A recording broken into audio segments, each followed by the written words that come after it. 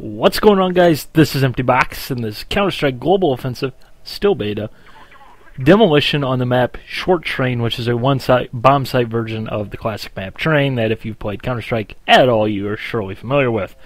But what I want to talk about today is a little bit about Demolition, which is this game mode that you seem to be playing, which is kind of unique and very fun if you ask me, as well as Counter-Strike on consoles, because this game does have a console version or two coming out Tuesday or tomorrow, or probably right when you're actually watching this commentary. It'll be live and available for you guys on consoles. Check your respective consoles marketplace.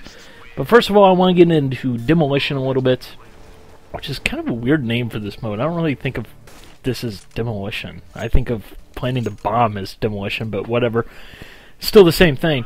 It's basically pretty much like the classic Counter-Strike mode where you plant the bomb and defuse the bomb. That's the basic gist of the overall main goal, so to speak. However, to add in a twist into that, it has a weapon progression. You start off with an AK-47 or an M4, depending on which side you're on, and you move over to the P90, the Bison, and you just kind of go through the weapon rotation. But it's not one of those weapon rotations like you see in a classic gun game type of thing, where you start off with a really good weapon, or you start off with a really bad weapon, then you get the good weapons or the bad weapons, and then you go back to where you started.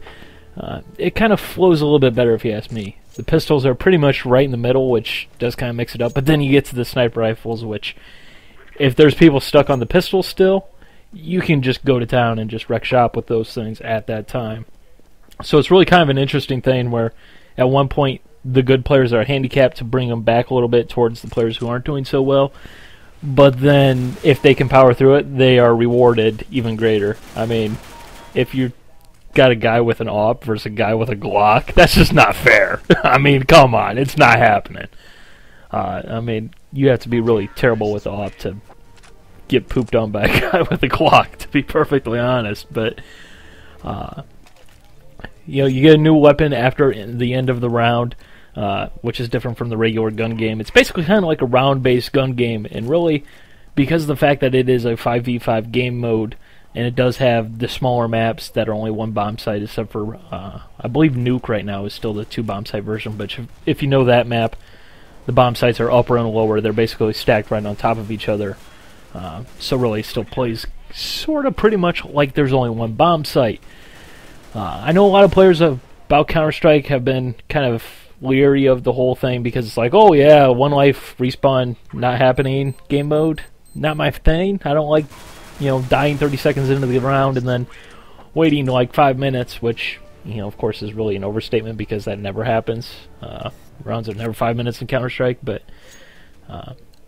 you know, a lot of players are always kind of concerned about that, which these maps, these modes, these rounds are over fairly often within 45 seconds. Honestly, it happens quick, it's fast, it's intense. You know, it's really great fun. It's not going to replace the classic traditional Counter-Strike type modes in terms of the competitive aspect, but it's great fun for when you only have a couple of minutes and you're looking to play just a couple of rounds, and that's it. But honestly, I am absolutely thrilled with this game mode.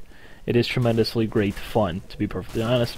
But what I want to talk about here, going forward here in this video, is Counter-Strike on consoles. Yeah, that's kind of a topic that I don't think many of us ever thought we'd have to address. There was, of course, Counter-Strike back in the day for Xbox, the original Xbox, but that was pretty much a completely different time with consoles. The whole online gaming thing hadn't really blown up supernova like it has, you know, since the Xbox 360 and the PlayStation 3, where everybody is online, and it's kind of one of those things like, oh, you have one, but you don't play online? Why not? Why don't you play online? What's wrong with you? Why wouldn't you?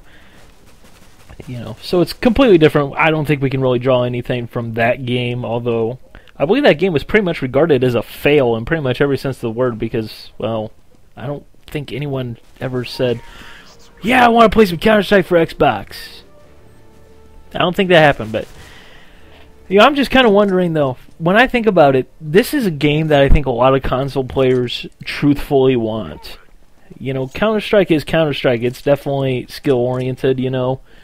I mean, I think I read a comment the other night saying that basically about this mode, you know, while the good players are going to have crappy guns, they're still going to beat the guy with the AK-47 9 times out of 10, and that 10th time is because the guy's roommate turned his monitor off so he couldn't see, or something like that, which made me bust out laughing.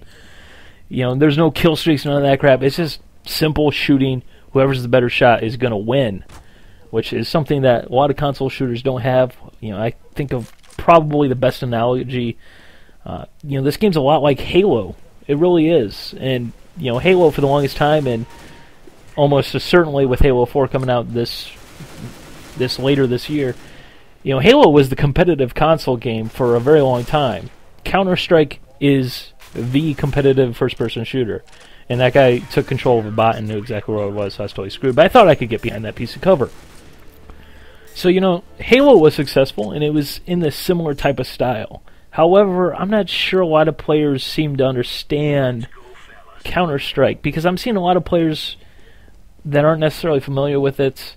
I mean, I'm not saying I'm the end-all be-all of Counter-Strike knowledge, because I definitely am not. I absolutely suck at Counter-Strike. But I'm seeing a lot of comments by players who aren't necessarily familiar with it, like, "Oh, you can't aim down your sights? What's up with that? That makes no sense. That's not right." Because it's such a backward shooter if you don't understand the whole concept behind it, and you learn to live with the, you know, basically the shortcomings and the unmodernness, so to speak. I mean, you think about Halo, aiming down your sights in Halo just wouldn't be right. I mean, it wouldn't. It would be really goofy. Same thing with Counter-Strike.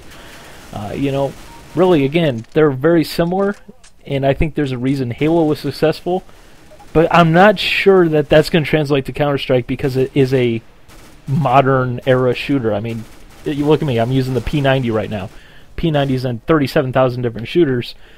Why can't you aim down your sights? I can do that in Call of Duty, I can do that in Medal of Honor, I can do that in Battlefield, I can do that in any one of 50,000 different free-to-play shooters, so why not this game? That makes no sense. Let me know what you guys think. Let me know if you guys think that Counter-Strike Global Offensive will actually catch on consoles. So, bye.